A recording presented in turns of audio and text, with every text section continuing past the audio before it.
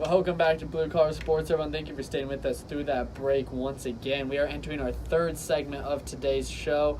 Last one to cap off our number one. It is Tuesday, February 12th down here. This is our 99th show. That's not something we mentioned at the start of the show, but number 99. Thursday will be 100th. We got big-time plans coming for that show. Big shout-out also to Dustin Kelly, Will Black, Vias Lissy. They helped us prepare for that one. Big time coming, but we still got a great show for you to cap off today. So that's what we're going to dive right back into. Absolutely. We talked about this last week. We had our NBA All-Star Draft. It was a mock one. And thanks to you guys, we actually got a big hit. We got 4.6 thousand viewers on that segment. Awesome. The most we've ever had, so that was fantastic. Now we need to get more just like that on all these other segments. But for some reason, we had 4.6 thousand viewers on our NBA mock All-Star Draft. Guess it was a big hit. And now we're going to talk about the actual teams, what actually happened last Thursday when they did these all-star drafts, and which GM was better, LeBron or Giannis. Yeah, a lot of love to go out. 4.6 thousand, that's incredible, great feat, and it's all thanks to you guys. We sure appreciate that. Also got some hate on our Twitter about our mock draft, and I will say that I saw a comment that said it was the worst mock draft I've ever seen.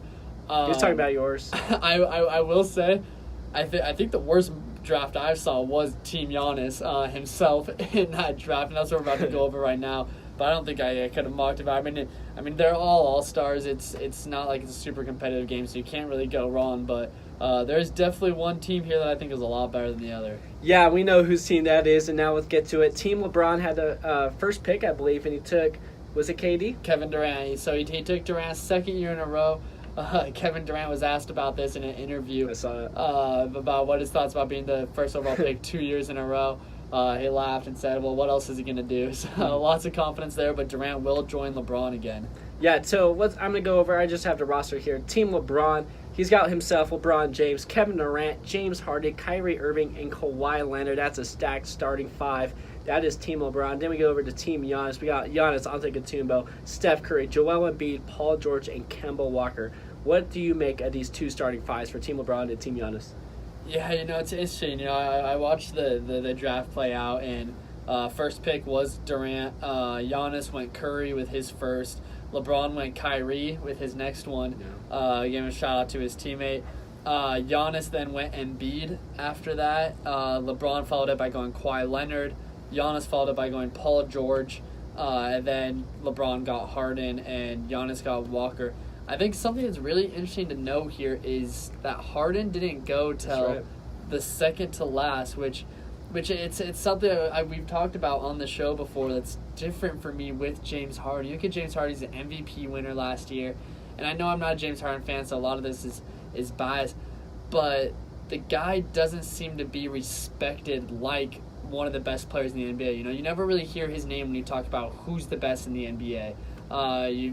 He's always considered maybe top five. But if you guys watch this live, it was on TNT. Ernie Johnson was kind of covering it and running it.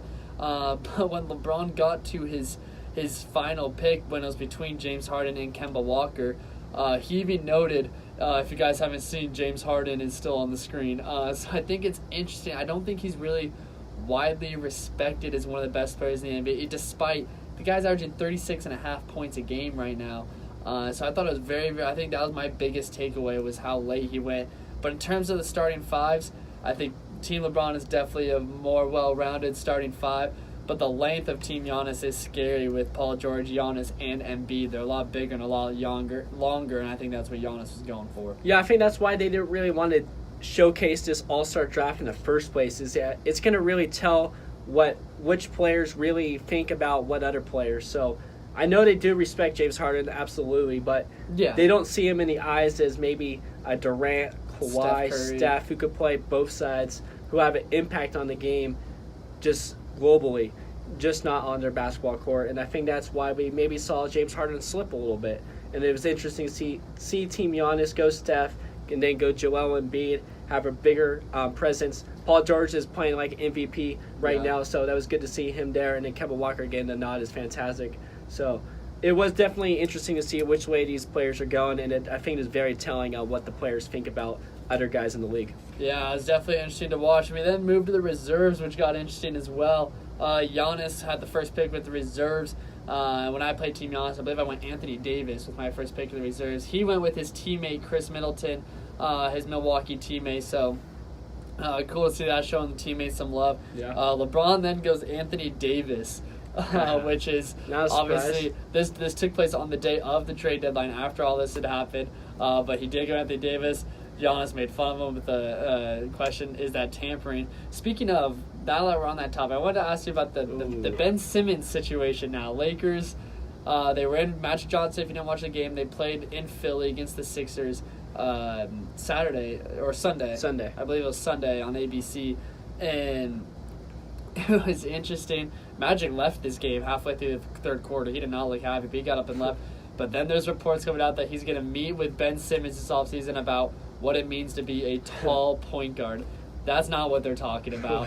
76ers said they shut that down. Investigation that took place into tampering.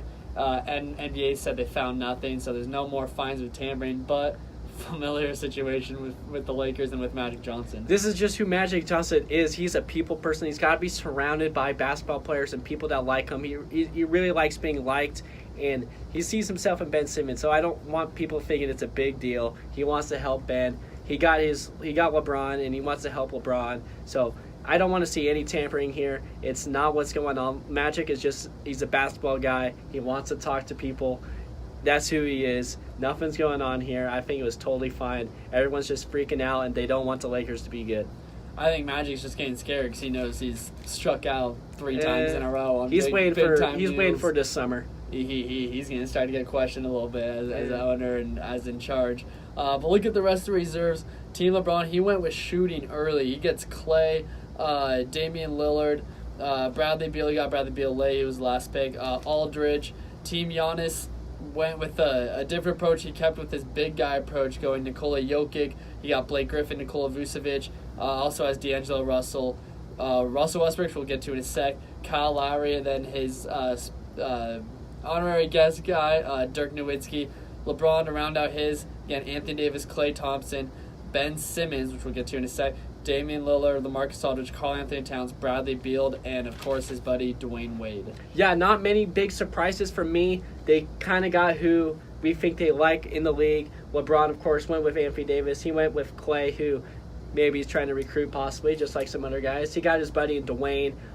He got Ben Simmons, which we're going to get to. And then Team Giannis, he went with a big, lengthy approach with Blake and Nikola, like you said. Got his buddy and Chris Middleton. And got some Eastern Conference guys like Kyle and D'Angelo and Vucevic. So very interesting. I really like how they both drafted their teams. But I do think Team LeBron has a slight edge. Yeah, I definitely think Team LeBron has a slight edge. And I wanted to ask you, because LeBron was asked about it, whether he used this as a recruiting technique for the upcoming offseason. Because you look at his roster, Kyrie Irving, there's been reports about them linking up again. Right. Kawhi Leonard, free agent. Kevin Durant, free agent. Goes Klay Thompson, free agent. Ben Simmons, Magic all of a sudden wants to meet with Ben Simmons. And, of course, Anthony Davis. Do you think there was any thought into using this as a recruiting technique, or do you think that's just made up by the media? This was just a fun event. It's 100% that he wanted these players on his team. He wants to talk to these guys. He wants to see what it's like playing with them. Absolutely, he wanted these guys on his team. And why wouldn't you want to take these guys if you're trying to recruit them to your team? He's not going to go up and ask him, hey, come to the Lakers. That's not what he's doing here. He wants to be around these guys, see how he fits with them, see how they play ball. And that's what Team LeBron's going to do. And I think it's a great tactic. Why not do it? It's going to be a fun event, that's for sure. And overall, I guess I know the answer here, but do you like the idea of it being televised? I love the idea. I thought it was fantastic. I thought it was live, so I guess they were doing it. I don't know. But Team LeBron, yeah, I like what they're doing.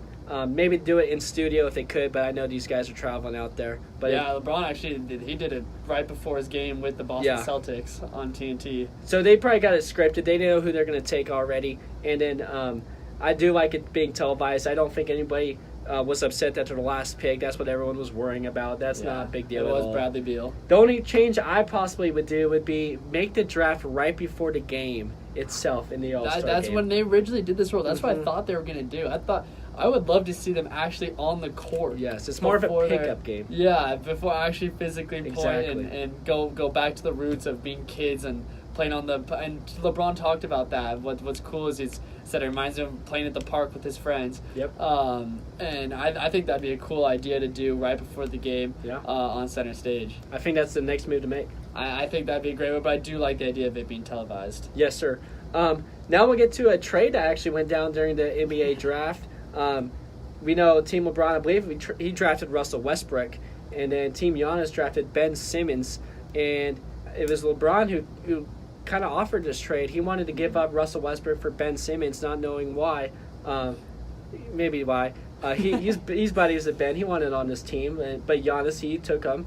And so he gave up Russell Westbrook, which I think is a great fit alongside LeBron and running up and down the court. But he wanted Ben, and then Team Giannis, of course, wanted to accept that trade and get his buddy Russell Westbrook.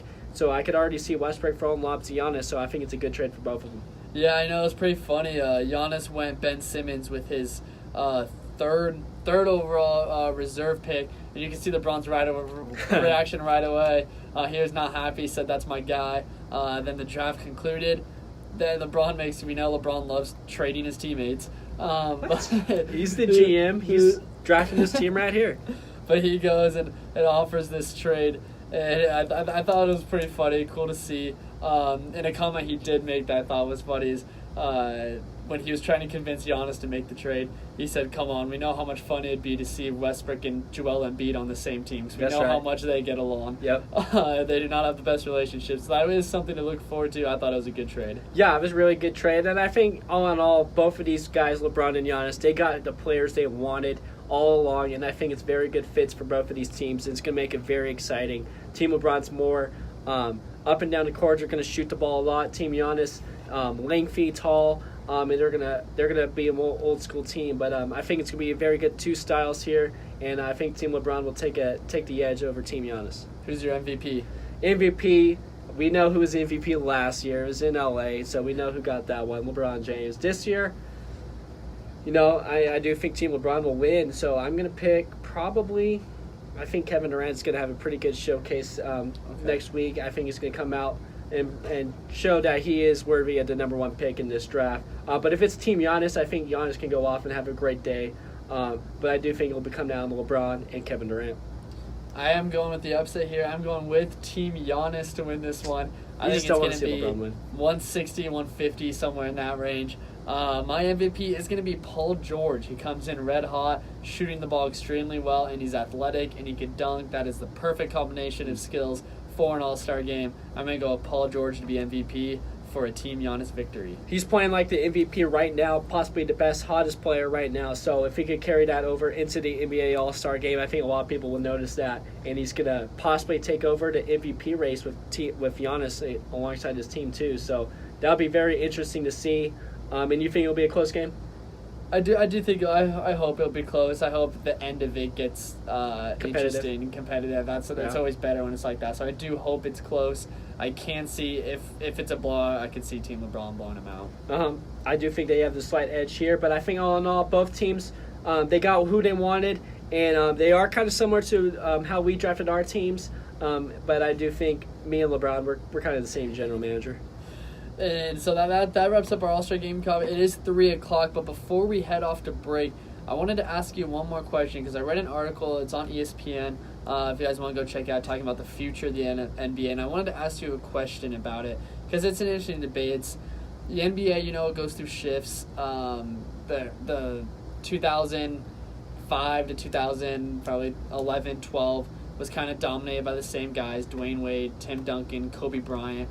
Those guys. We then saw the shift to LeBron James, Kevin Durant, guys of that nature. We're getting close to seeing another shift now with all these young stars in the NBA. LeBron's 34 years old. Durant's in his 30s. Curry's late 20s. So we're starting to get close to the shift. This article is talking about who are the next faces of the NBA. Mm-hmm. So, and it talked about guys like 24 years and younger. And there's a lot of notable names.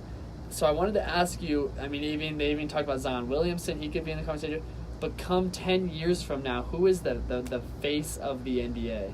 I truly believe we don't know who it is yet. I really don't think. I think Giannis possibly is the international face of the NBA, but I don't think he's going to be regarded as the face of the NBA itself.